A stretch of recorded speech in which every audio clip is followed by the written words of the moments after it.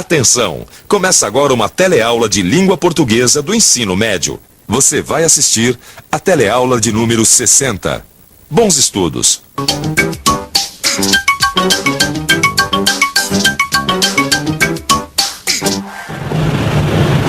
Oi, Carminha. Oi. Tudo bem? Tudo bem. Você separou alguma coisa interessante para eu ler hoje? Separei sim. Ah, que ótimo. Marília de Dirceu, de Tomás Antônio Gonzaga. Ah, que ótimo. São poemas. São poemas líricos. Por aí você vai ver o que faziam os artistas do arcadismo. Que bom, porque o arcadismo, esse estilo literário do século XVIII, é um dos temas da nossa teleaula de hoje. Nessa teleaula, você vai aprender o que é o estilo literário que chamamos arcadismo e conhecer um poema de Tomás Antônio Gonzaga. Vai saber como devemos usar as vírgulas quando queremos mudar os adjuntos adverbiais do lugar numa oração e acompanhar a última parte da história sobre a mineração em Júpiter da Serra. Poxa, é muito interessante. Nossa teleaula está começando agora.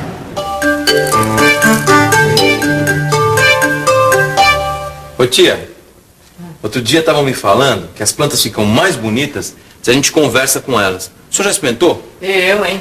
Se me pegam falando com uma plantinha aí, sim, que me internam mesmo.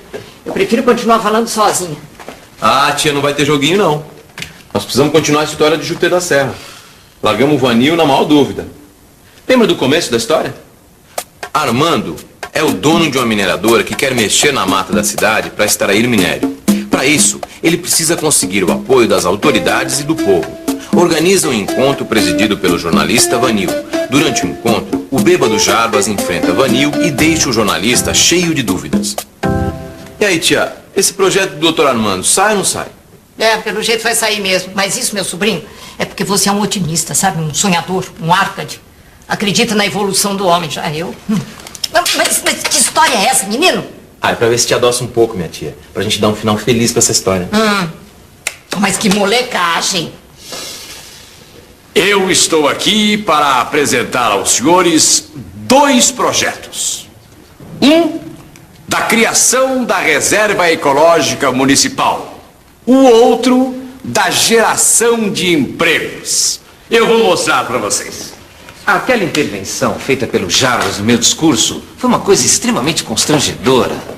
Puxa, como é difícil conciliar as opiniões de uma cidade inteira, não? Muito obrigado, muito obrigado.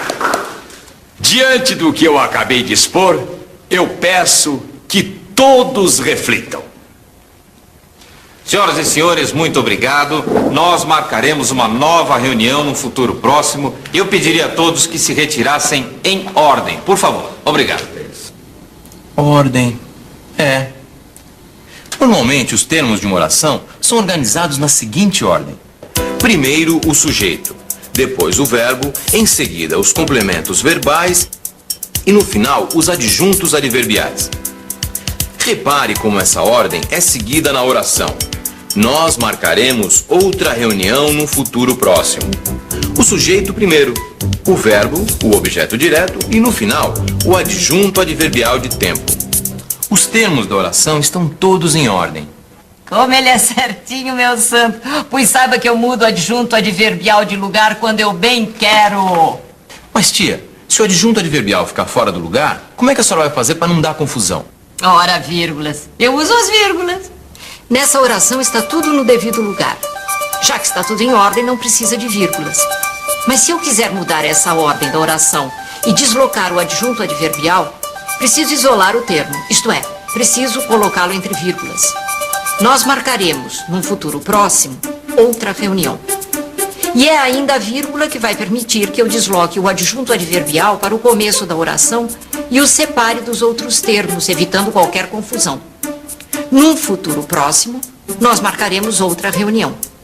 Pode continuar, Machado. No futuro próximo... Os tempos estão mudados. Antigamente não era preciso falar com tanta gente para instalar uma indústria. Eu já não tinha dito que ia fazer a reserva ecológica. No fim, acabei concordando com a proposta do Conselho do Meio Ambiente. O projeto vai sair sem pôr em risco a natureza para criar novos empregos. Dá licença. Você acha que vale a pena pôr em risco a natureza para criar novos empregos? Não, de maneira nenhuma, não concordo com isso. Não, eu acho que não vale porque você está resolvendo um problema de imediato e está criando um problema grave no futuro. Não vale a pena não. O progresso deve respeitar a natureza, que está acima de qualquer valor. O que você pode fazer para ajudar a preservar a natureza? Bom, acho que cada um pode fazer um pouco, sabe? Cuidando do que está à sua volta. E se cada um fizer a sua parte, resolve. Você pode cultivar plantas, educar as pessoas, principalmente. Eu acho que eu particularmente sozinho acho que não posso fazer nada. Eu acho que eu posso fazer com a tua ajuda e com a ajuda de todo mundo, né?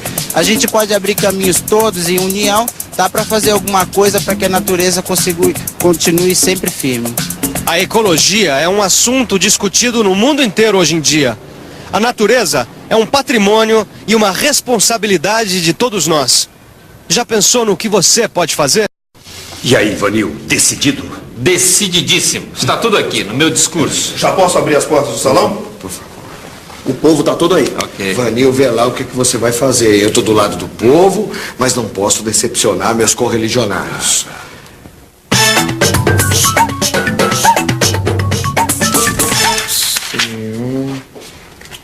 Correligionário. Aquele que é da mesma religião, partido, doutrina ou sistema que outrem. Esse é o sentido que a palavra correligionário passou a ter no século XIX. Porque antes disso significava outra coisa? Antes disso estava ligado apenas à religião, do latim religione. O prefixo co significa companheiro, quer dizer, correligionário significava alguém que partilhava sua religião. E de religião a partido político foi um passo, né? E que Deus os perdoe. Existem questões que vão além dos partidos políticos, da opinião dos correligionários. A relação do ser humano com a natureza é uma delas. Nem desenvolvimento destruindo o meio ambiente, nem radicalismo travando o progresso. O importante é o ponto de equilíbrio. Eu poderia dizer, como poeta Árcade, um pouco meditemos na regular beleza que em tudo quanto vive nos descobre a sábia natureza.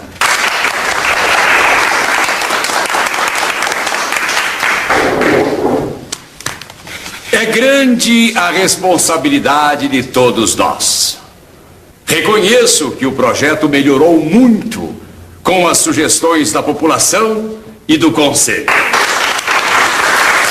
Nossos filhos reproduzirão num futuro próximo o exemplo que estamos dando hoje. E nosso exemplo será de respeito à natureza, de respeito à própria vida. Muito bem. Árcades.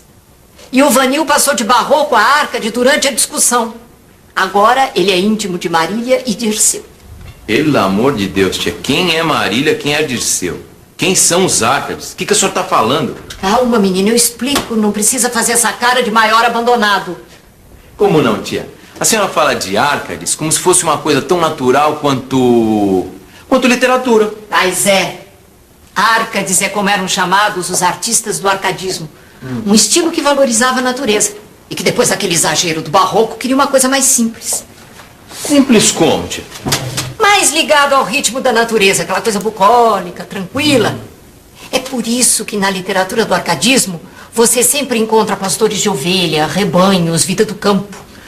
Então, se eles queriam cortar os exageros do barroco, quer dizer que o arcadismo é um estilo literário que veio depois do barroco. Isso, no século XVIII. E no Brasil o arcadismo teve dois grandes nomes, Cláudio Manuel da Costa e Tomás Antônio Gonzaga. Os dois de Minas Gerais. E os dois metidos no movimento da Inconfidência. Na metade do século XVIII, por causa da exploração do ouro e diamantes, Minas Gerais tornou-se a capitania mais rica e populosa e um foco de cultura. Ali circulavam os poetas ligados ao arcadismo, que eram intelectuais que haviam estudado na Europa, mas que se preocupavam com nossa realidade. Cláudio Manuel da Costa e Tomás Antônio Gonzaga foram dois poetas do arcadismo que foram grandes amigos e participantes do movimento libertário da Inconfidência Mineira. Foram presos e a coisa acabou mal. Cláudio suicidou-se na prisão e Tomás foi desterrado para Moçambique. Tomás Antônio Gonzaga foi desterrado e ficou sem sua Marília. Marília, peraí. Não era Marília de Dirceu? De onde apareceu esse Tomás? Dirceu é o nome que Tomás Antônio Gonzaga usava quando escrevia versos. Eu não disse a você que os arcadistas adoravam temas do campo? Então, Dirceu é nome de pastor. E Marília é nome de pastora. Ou Marília é Marília mesmo? Não. Marília é Maria Doroteia, uma garota de 16 anos por quem Tomás Antônio Gonzaga se apaixonou quando já tinha quase 40. Tomás amava Maria Doroteia, mas quando escrevia falava dos amores de Marília de Dirceu. Exatamente. Marília de Dirceu, o livro onde esses sonhos de amor em meio à natureza são contados, foi sucesso absoluto. E até hoje tem gente apelando para Marília de Dirceu quando o tema é lírica amorosa. Eu, Marília, não sou algum vaqueiro que viva de guardar alheio gado, de tosco trato, de expressões grosseiro, dos friogeiros e dos sóis queimados. Tenho o próprio casal e nele assisto. Dá-me vinho, legume, fruta, azeite. Das brancas ovelhinhas tiro leite e mais as finas lãs de que me visto. Graças, Marília Bela, graças à minha estrela. Viu como tá tudo aí? Essa ideia de que a natureza é o melhor lugar para se viver e a felicidade está nessa vida de pastores, um amor tranquilo. E tem um estilo fácil de escrever, né, Carminha? É o que caracteriza o arcadismo. É, Alencar, e não custa nada a gente revisar. E atenção, se liga aí que é hora da revisão. Na teleaula de hoje, você aprendeu como usamos a vírgula sempre que mudamos a ordem do adjunto adverbial numa oração. Conheceu as principais características do arcadismo, um movimento literário do século XVIII que valorizava a vida no campo e a natureza. E viu um poema de Tomás Antônio Gonzaga, o poeta de Marília de Dirceu. Você também acompanhou a discussão sobre o que cada um pode fazer em favor da ecologia. Por hoje é só. Tchau. Mas, ô tia, e o final da história da reserva ecológica? Você não gostou? Gostei. Gostei, mas ficou um pouco arcádica demais pro meu gosto. Sabe, a realidade por enquanto é mais barroca, mas um dia você aprende. Ai, o meu sonho é ter um sobrinho com a boca mais maldita do que Gregório de Matos. Tchau, tia. Tchau. Essa história acabou aqui. Mas na próxima teleaula a gente começa outra. Leia os poemas que estão no seu livro. Bons estudos e até!